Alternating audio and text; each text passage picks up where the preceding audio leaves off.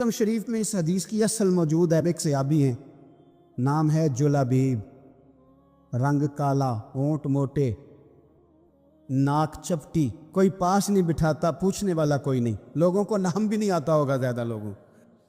حضرت جلابیب رضی اللہ تعالیٰ عنہ خوبصورت صحابی، غریب آدمی، صحابی خوبصورت، بظاہر رنگ روپ کالا.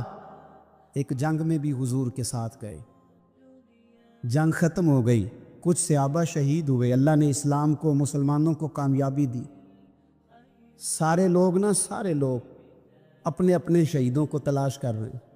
صحابہ کہتے ہیں نبی پاک بھی کسی کو ڈھونڈ رہے ہیں، سب لوگ ڈھونڈ رہے تھے، حضور بھی کسی کو ڈھونڈ رہے ہیں. پھر نبی پاک نے فرمایا سارے مل گئے، سب شہداء کی مقدس میتیں مل گئیں، زخمی مل گئے، حضور سارے مل گئے. حضور نے فرمایا ایک دفعہ پھر ڈھونڈو. حضور ڈھونڈ آئے ہیں، سارے مل گئے. فرمایا نہیں، ایک بار پھر ڈھونڈو. حضور مل گئے. نبی پاک نے فرمایا مجھے جلابیب نہیں نظر آ رہا، وہ نہیں مل رہا مجھے. حضور آپ اسے ڈھونڈ رہے تھے؟ فرمایا ہاں. ایک صحابی پھر گئے، دوڑے آئے، حضور وہ نہ مل گئے، حضرت جلابیب شہید ہو گئے. حضور یہ ان کی لاش مبارک پڑی ہے.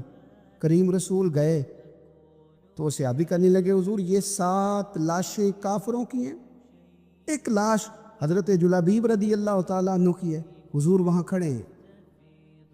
اس حدیث کی اصل مسلم شریف میں موجود ہے.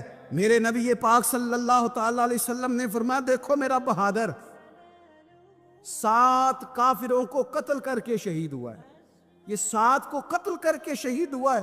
یہ لفظ حدیث پاک کے. میرے نبی پاک صلی اللہ علیہ وسلم نے اس شخص کو جس کو ڈھونڈنے والا بھی کوئی نہیں، لاش اٹھانے والا بھی کوئی نہیں، اس وقت ان کا اپنا موجود بھی کوئی نہیں، یہ لفظ حدیث کے. رنگ کالا، بندہ غریب، دیکھو حضور نے کیسے اندھیرے سے نکالا.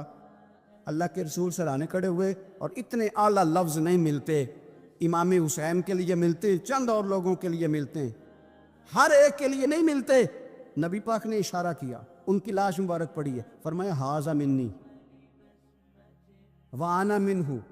یہ نہیں فرمایا یہ جنت میں گیا ہے، یہ نہیں فرمایا اس کے گناہ معاف ہوئے، یہ نہیں فرمایا پکا جنتی ہے، بلکہ فرمایا ھذا منی.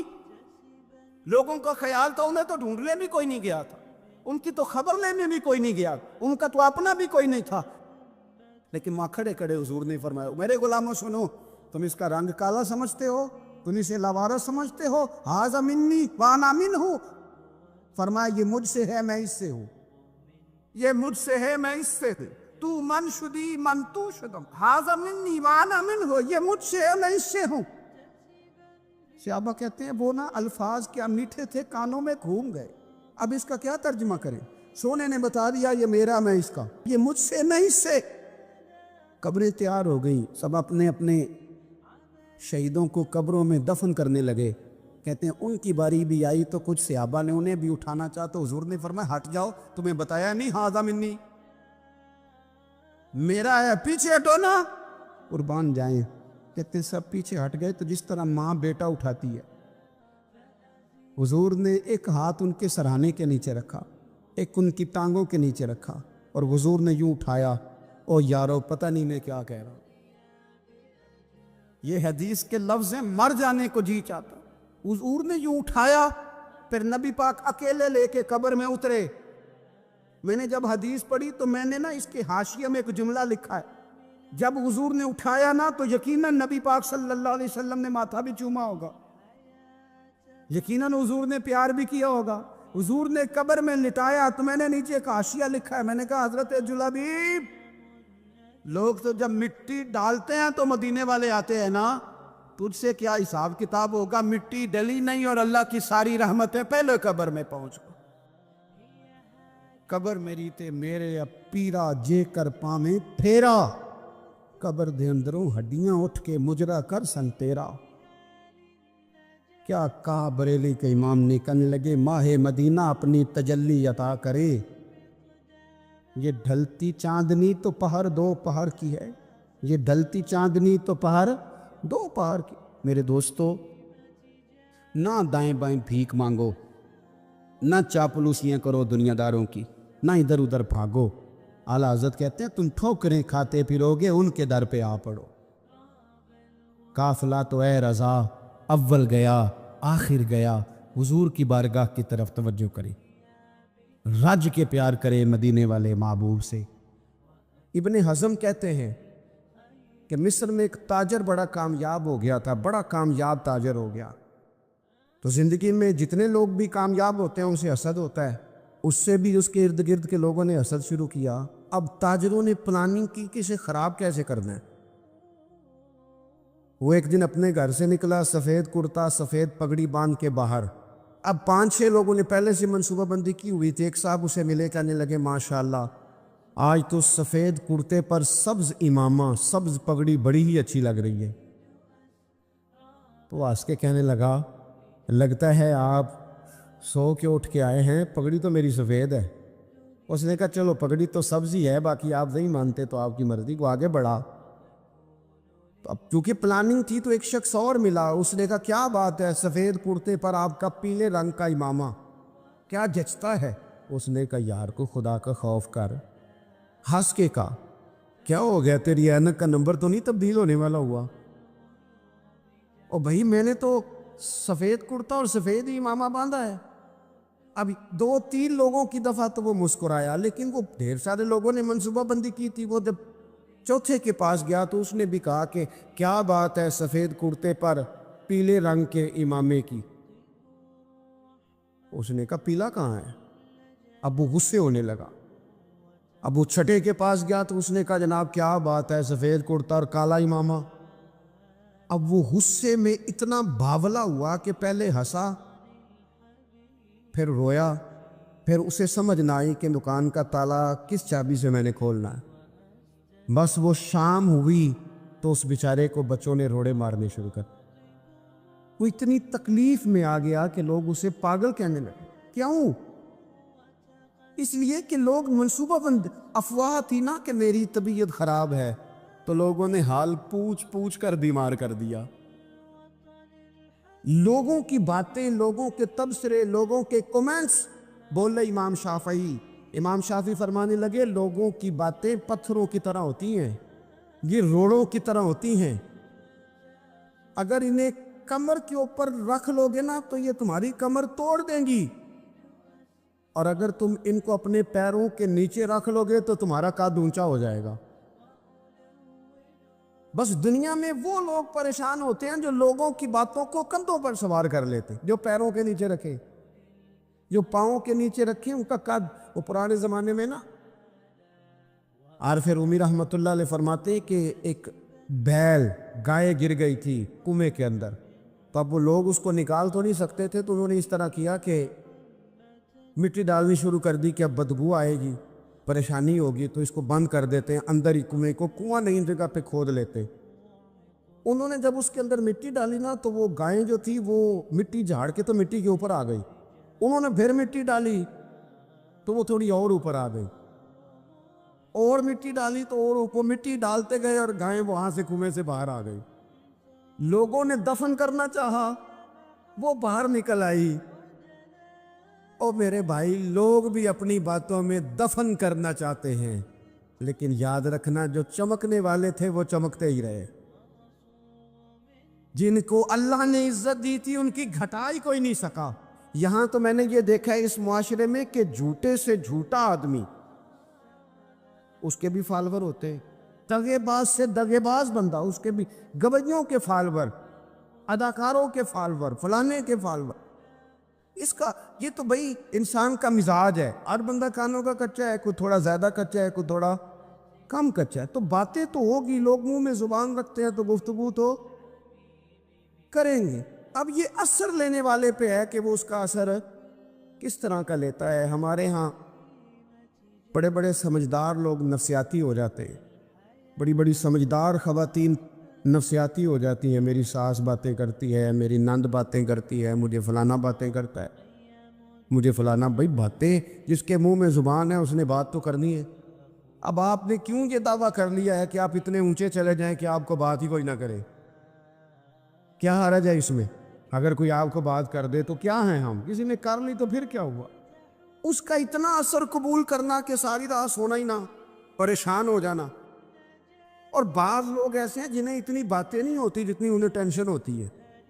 یعنی وہ دو بندے کونے میں کھڑے ہیں تو میری ہی بات کر رہے ہیں. او بھائی وہ اتنا اہم نہیں ہے, انہیں کوئی اور کام بھی ہو سکتا ہے, تیری بات ہی انہوں نے کرنی. بلا وجہ لوگ سمجھتے ہیں کہ میں بڑا اہم آدمی ہوں, وہاں بھی مجھ پہ تبصرہ ہو رہا ہے, یہاں بھی ہو رہا ہے. اس پہلو سے باہر آئیں, اس کمپلیکس سے نکل آئیں. اور نبی پاک کا یہ طریقہ ہے. مسند امام احمد بن حنبل میں حدیث موجود ہے, حضرت عبداللہ ابن مسعود رضی اللہ تعالیٰ عنہ, کمال آدمی حضرت عبداللہ ابن مسعود. حضور نے فرمایا عبداللہ ابن مسعود سے قرآن سیکھا کرو, یہ اسی طرح پڑھتے ہیں جس طرح میرے اوپر نازل ہوا تھا. حضرت عبداللہ ابن مسعود کو نبی پاک علیہ السلام نے فرمایا درخت پہ چڑھ کے ذرا میرے لیے مسواک تو اتار دو. حضرت عبداللہ ابن مسعود کی پنڈلیاں پتلی پتلی تھی, ٹانگیں پتلی تھی. وہ درخت پہ چڑھے, ہوا چلی تو کپڑا تھوڑا ہٹ گیا, تو بعض لوگ ان کی پتلی پنڈلیوں کا مذاق اڑانے لگے. معاذ اللہ, دیکھو کیسی باریک باریک پنڈلیاں ہیں, کیا انداز ہے. اب حضور بیٹھے ہیں نا, تو انہوں نے جو بات کی تھی وہ بات بھی درست تھی, پنڈلیاں واقعی پتلی تھیں, اور کوئی بھی اس انداز میں دیکھتا تو شاید مسکراتا. جب انہوں نے کہا نا دیکھو پتلی پنڈلیاں, تو حضور نے ہمارے لیے طریقہ کیا چھوڑا, ہمارے لیے سیرت کیا چھوڑی. حضور سید عالم فوراً ارشاد فرمانے لگے, نبی پاک فرمانے لگے چپ کرو, تم میرے عبداللہ کی پنڈلیوں کو پتلا پتلا کہہ رہے ہو نا, قیامت کے دن جب میزان لگے گا اور ان پنڈلیوں کا تمہیں وزن پتہ چلے گا, پھر پتہ چلے گا میرے عبداللہ کی شان کیا ہے. یہ بڑی وزنی پنڈلیاں ہوں گی, جب ان کا میزان پر وزن تلے تو آپ دفاع کریں. نبی پاک صلی اللہ علیہ وسلم نے فرمایا اگر کسی جگہ تیرے بھائی کی عزت پر حملہ ہو رہا تھا اور تو بچانے پر قادر تھا, اور تو نے اس کی عزت سے اس شر کو روک دیا, کہا نہیں یار ایسی بات نہیں ہے, تم غلط کہہ رہے.